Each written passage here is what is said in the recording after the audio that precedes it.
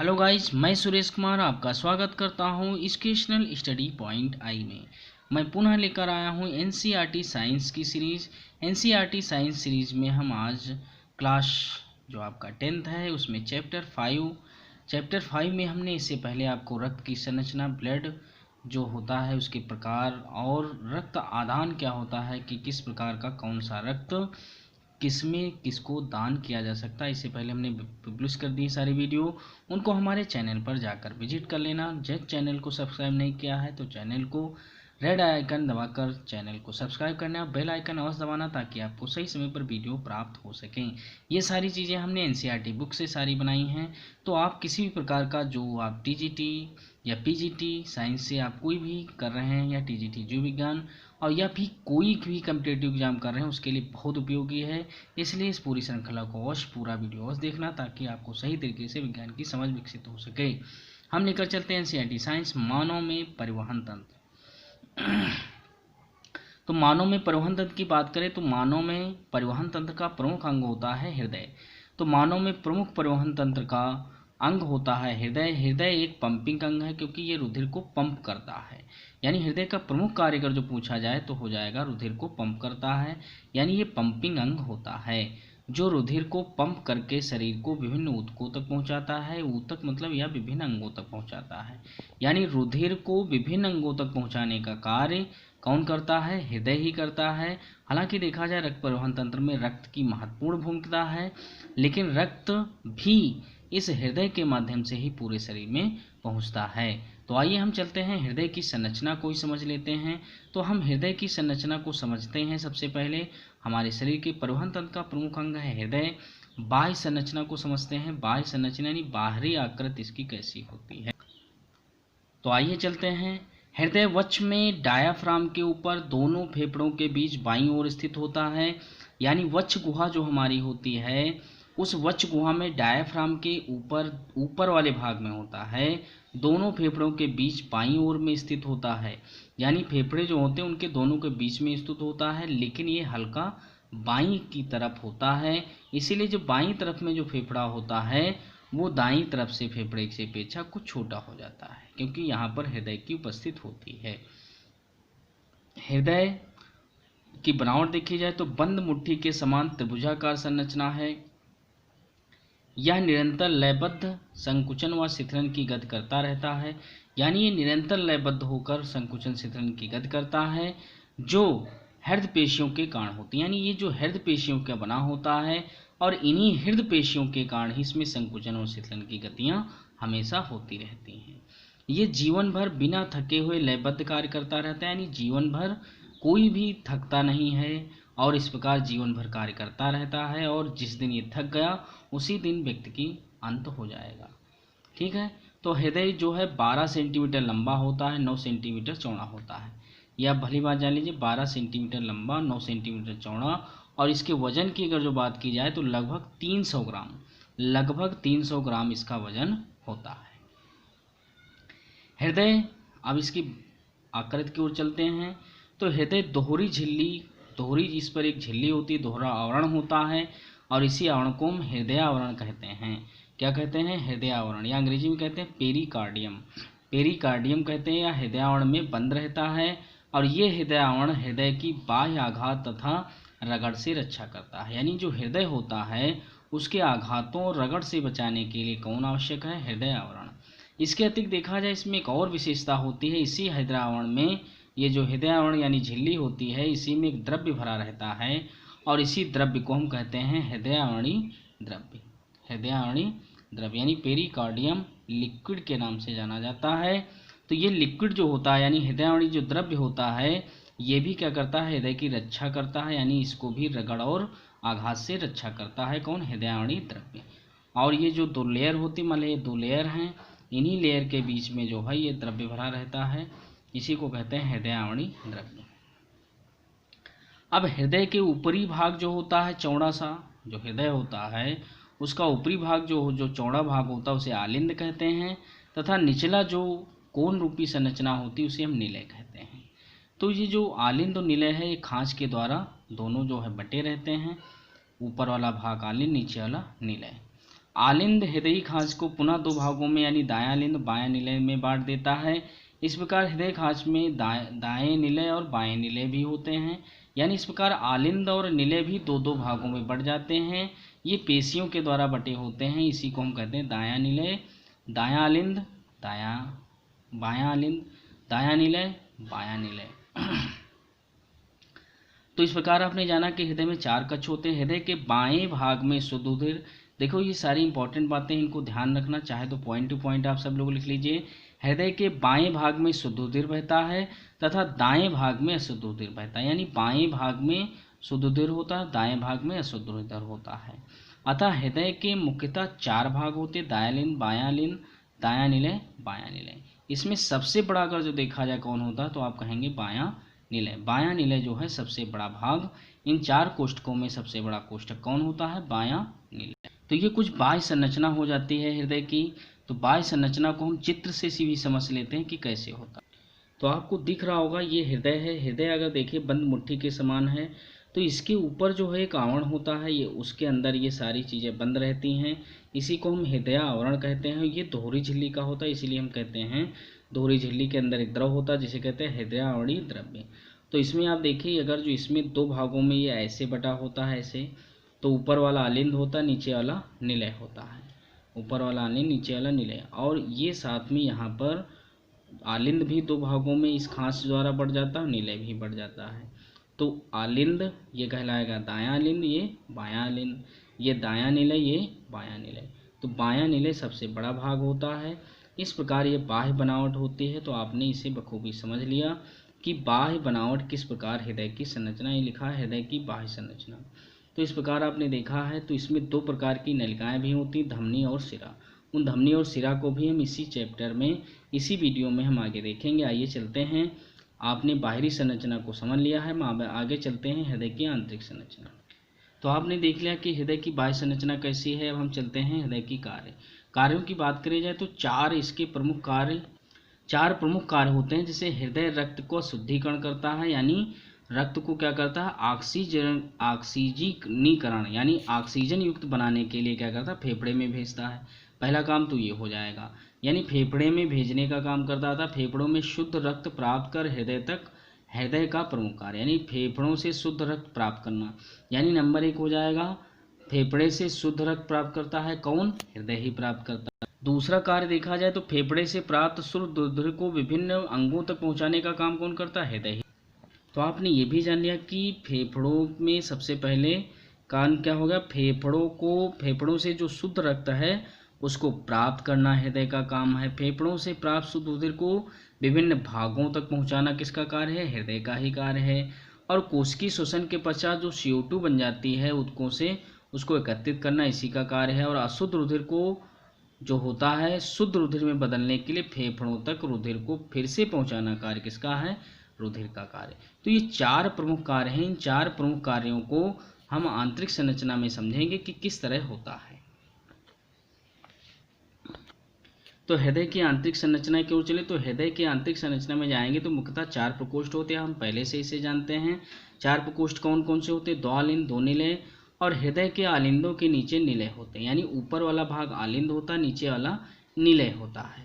यानी अब हृदय की अगर संरचना बनाई जाए ऐसे, तो ऊपर वाला आलिंद होता है, नीचे वाला निलय होता है। और ये भी 2 भागों में बटे, यानी 2 आलिंद हो गए, 2 निलय हो गए। तो 2 आलिंद, 2 निलय हो जाते हैं। निलय से ही रक्त पंप किया जाता है। बात समझना है, निलय यानी जो हृदय से रुधिर किसी अंग तक जा रहा है तो किससे जाएगा? निलय से जाता है। और इसको समझना भी बड़ा आसान है। जब आएगा तो आ से आना, आ से आलिंद, यानी आएगा किस में? हृदय में आएगा, आलिंद में। और जब निकलेगा हृदय से तो कहाँ से? नी से निकलना और नी से निलय, यानी निकलेगा निलय से। तो आप बखूबी समझ गए, निलय से ही रक्त पंप किया जाता है। बायां निलय बाएं आलिंद के नीचे होता है। भाई बायां आलिंद ऊपर होगा, देखो बायां आलिंद ऊपर है तो बायां निलय नीचे, दायां आलिंद ऊपर है तो दायां निलय नीचे होगा। तो इस प्रकार आप बखूबी समझिए क्या है। बायां निलय बाएं आलिंद के नीचे होता है। सबसे पहले बायां आलिंद में शुद्ध रुधिर फुफ्फुस सिराओं के माध्यम से आएगा। फुफ्फुस सिराएं कौन? मतलब जो फेफड़े से जुड़ी होती हैं, यानी पल्मोनरी शिराएं से आता है जो निलय में पहुंचता है, यानी सबसे पहले आलिंद में आया, आलिंद से निलय में गया और निलय से जो है हृदय से रुधिर विभिन्न अंगों तक चला जाएगा। तो इस प्रकार आपने देखा कि इसी निलय से ही रुधिर विभिन्न भागों यानी अंगों तक पंप कर दिया जाता है रुधिर को, यानी पंप करने का काम निलय ही करता है, लेकिन किधर, बाएं साइड में, क्योंकि बाएं में ही शुद्ध रुधिर होता है। तो इसी प्रकार देखा जाए दाएं अलिंद जो होता है, दाएं अलिंद के नीचे क्या होगा, शिराओं के माध्यम से रुधिर आता है और दाएं निलय में पहुंचता है। भाई दाएं अलिंद के नीचे क्या होगा, दायां निलय होगा। तो दाएं निलय में पहुंचे, भाई अलिंद में जब आएगा तो निलय में पहुंचेगा और निलय से पंप होकर शुद्ध होने के लिए फेफड़ों में भेज दिया जाता है। भाई दाएं साइड में हमने बताया अशुद्ध रुधिर होता है, और शुद्ध रुधिर कहाँ जाएगा, फेफड़े में, क्योंकि शुद्धिकरण ब्लड का कहाँ होता है, तो शुद्धिकरण होता है फेफड़े में, क्योंकि ऑक्सीजन कहाँ पर है, फेफड़े में, और ऑक्सीजन युक्त रुधिर को ही हम शुद्ध रुधिर कहते हैं। आगे चलिए, तो दोनों आलिंद और दोनों निलय जो होते हैं पेशीय पट, यानी ये जो आलिंद ऊपर वाला भाग, नीचे वाला निलय है, तो ये पेशी पट के माध्यम से दोनों अलग अलग पटे होते हैं, तो एक दूसरे से अलग अलग रहते हैं, जिसके कारण आपस में शुद्ध और अशुद्ध रुधिर आपस में मिश्रित नहीं होता है। दोनों शुद्ध एवं अशुद्ध रुधिर अलग अलग प्रवाहित होते रहते हैं। इस प्रकार देखा जाए कहीं पर भी रुधिर आपस में मिलता नहीं है, और मिलने के साथ साथ देखा जाए हृदय से 2 बार रुधिर गुजरता है, और इसीलिए हम रुधिर का दोहरा परिसंचरण कहते हैं। तो यानी रुधिर मानव में कैसे बहता है, दोहरा परिसंचरण के माध्यम से बहता है। बायां आलिंद निलय क्षेत्र से बाएं निलय में खुलता है, और इस क्षेत्र पर एक वाल्व होता है। कौन सा वाल्व होता है, द्विवलय कपाट होता है, द्विवलय वाल्व होता है, और रुधिर को क्या करता है, ये वाल्व वापस जाने से रोकता है। और दायां आलिंद में भी क्या होगा, आलिंद निलय क्षेत्र होता है जो दाएं निलय में खुलता है। इस प्रकार भी इसमें कौन सा होता है, त्रिवलय वाल्व होता है जो रुधिर को वापस जाने से रोकता है। तो मतलब आपने समझ लिया है कि इसमें होता क्या है। जैसे आपका ये हृदय है, तो हृदय में देखा जाए तो ऊपर ये आलिंद है, ये भी आलिंद है, ये निलय, ये निलय। तो यानी सबसे पहले रुधिर आता है आलिंद में और निकलता है निलय में। यहाँ आलिंद में आया, निकल गया निलय में। तो इधर आपका शुद्ध बहता है बाईं साइड में, इधर अशुद्ध बहता है। अब इसमें जो आलिंद में आया है, आलिंद से नीले में जाएगा, यानी नीले में रुधिर ये आलिंद से नीले में आ तो जाता है, ये देखो आलिंद से नीले में जाएगा, लेकिन वापस नहीं जा पाता। वापस क्यों नहीं जाता, क्योंकि इसमें वाल्व होते हैं, कपाट होते हैं। तो इसमें त्रिवलय कपाट होता है, इसमें द्विवलय। शुद्ध जिधर होता है उसमें द्विवलय कपाट, जिधर अशुद्ध उसे त्रिवलय कपाट होता है। तो इस प्रकार आप बखूबी समझ गए होंगे कि ये कपाट क्या होते हैं, रुधिर को वापस जाने से रोकते हैं। तो हम चलते हैं हृदय की बाह्य संरचना का चित्र समझते हैं। तो देखो ये हृदय की बाह्य संरचना का चित्र है, आप इसे बखूबी देखिए। तो आपका बिल्कुल जिस प्रकार बाह्य संरचना थी, बस इसमें क्या है, आंतरिक भाग दिखाया गया है। तो आप देख रहे होंगे यहाँ से देखो ये ऊपर वाला भाग, यहाँ से देखा जाए तो ये आलिंद आपको दिख रहा है, और ये नीचे वाला आपका निलय भाग दिख रहा है, ये निलय, ठीक है। यहाँ से ये दोनों निलय हैं, ऊपर वाले आलिंद हैं। अब यहाँ पर भी देखा जाए तो ये निलय है, ये आलिंद है। तो आपको समझना होगा रुधिर कहाँ से आता है, सिरा के माध्यम से आता है। सिरा में कौन सी, फुफ्फुस सिरा आती है। ये सिरा क्या करती है, पल्मोनरी सिरा, पल्मोनरी धमनी होती है। तो सिरा के माध्यम से रुधिर आएगा कैसा, भाई सिरा के माध्यम से आएगा अशुद्ध रुधिर, और अशुद्ध रुधिर देखो इसमें प्रवेश कर रहा है, आलिंद में आया, और आलिंद से कहाँ पहुँचा, निलय में। अब ये निलय से निकलता हुआ पहुँच जाएगा कहाँ पर, ये पहुँच जाएगा, कहाँ पहुँचेगा, ये पहुँचेगा पल्मोनरी धमनी के द्वारा, किस में पहुँचेगा, फेफड़े में पहुँचेगा। कहाँ पहुँचेगा, फेफड़े में। और इस फेफड़े में जो शुद्ध रुधिर होगा ये फिर आ जाएगा सिरा के माध्यम से आलिंद में।